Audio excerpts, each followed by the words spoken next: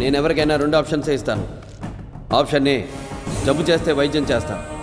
Option B, తప్పు చేస్తే నిలబెట్టి నరికేస్తా. ఆప్షన్ ఏ కావాలా, ఆప్షన్ బి కావాలా? నరకడమా, వైద్యమా? ఏది కావాలో డిసైడ్ చేసుకో.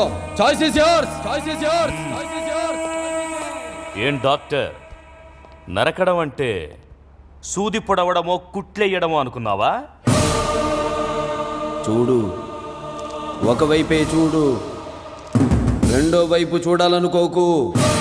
తట్టుకోలేవు, మాడిపోతావు.